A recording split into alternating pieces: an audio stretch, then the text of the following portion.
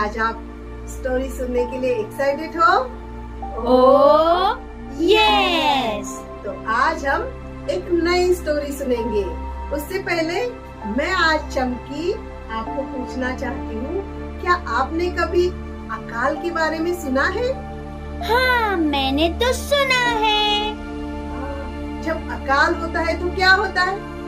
अकाल में खाने की कमी होती है, पानी की भी कमी होती है। बिल्कुल सही। अकाल में खाना नहीं मिलता और पानी भी नहीं रहता। तो आज बच्चों, मैं आपको बाइबल में से एक कहानी बताऊंगी जब अकाल पड़ा था। आज हम देखेंगे रूथ और नाओमी की कहानी। ओह, रूथ और नाओमी की। यस। तो जिस समय इज़राइल में न्यायियों का शासन था, उस समय देश में अकाल पड़ा था और लोगों को जीवित रहने के लिए पर्याप्त भोजन भी नहीं था। तो पता है चमकी, वहाँ पर एक एलीमलेक नाम का इजरायली व्यक्ति रहता था, जो बेथलेहम शहर में रहता था, और उसकी पत्नी का नाम था नाओमी। ओह, उसकी पत्नी का नाम नाओमी था। हाँ, और उनको 2 बेटे भी थे। एक का नाम था महलोन और दूसरे का नाम था किल्योन। चमकी, इज़राइल में अकाल पड़ने की वजह से एलीमलेक अपने परिवार को मोआब देश में लेकर गया, और जब थोड़े दिन वो मोआब में रहने लगे तो क्या हुआ पता है? एलीमलेक मर गया। फिर क्या हुआ? फिर नाओमी अपने 2 बेटों को लेकर वहाँ पर रहने लगी, और उसने अपने दोनों भी बेटों की शादी कर दी। उसके दोनों भी बेटों ने मोआबी जो स्त्रियाँ थी उनके साथ शादी कर ली। और फिर 10 साल गुजर जाने के बाद और उसके परिवार में एक बड़ा दुख आया। पता है क्या हुआ चमकी? उसके दोनों भी बेटे मर गए। ओह, मतलब उसका पति भी मर गया और बेटे भी। हाँ, और नाओमी को ऐसा लगा जैसे परमेश्वर ने उससे सब कुछ छीन लिया है। वह तो एकदम खाली और कड़वापन महसूस कर रही थी। वो तो बहुत दुखी भी हो गई होंगी ना मिस? हाँ चमकी, पता है फिर एक दिन क्या हुआ? नाओमी ने सुना कि परमेश्वर ने जो इज़राइल देश है वहाँ पर लोगों के लिए खाने के लिए पर्याप्त भोजन उपलब्ध करके दिया है। तो उसने अपनी जन्मभूमि में जाने का फिर से निश्चय किया, और वो बेथलेहम को लौट जाने के लिए तैयार हो गई। तो पता है, जब वो बेथलेहम जाने के लिए तैयार हो गई, उसने अपनी दोनों बहुओं को भी अपने साथ लिया और उसने अपनी यात्रा शुरू कर दी। वाह! फिर वो अचानक से रुक गई और उसने अपनी दोनों बहुओं को कहा, अपनी अपनी माँ के घर लौट जाओ।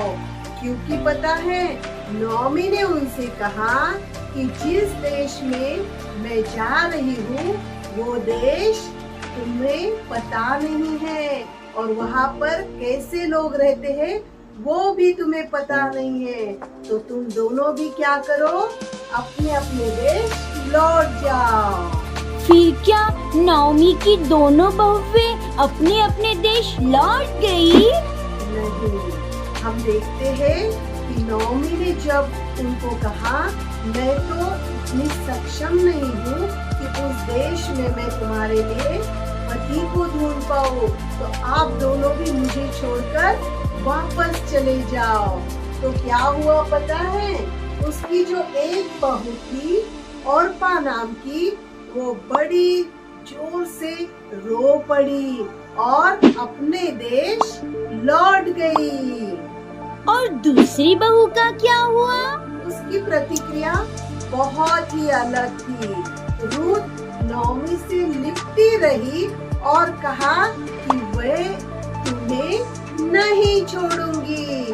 उसने नॉमी से कहा कि तू मुझसे यह विनती न कर कि मुझे त्याग या छोड़कर लौट जा, क्योंकि जिधर जिधर तू जाए उधर उधर मैं भी तेरे साथ जाऊंगी।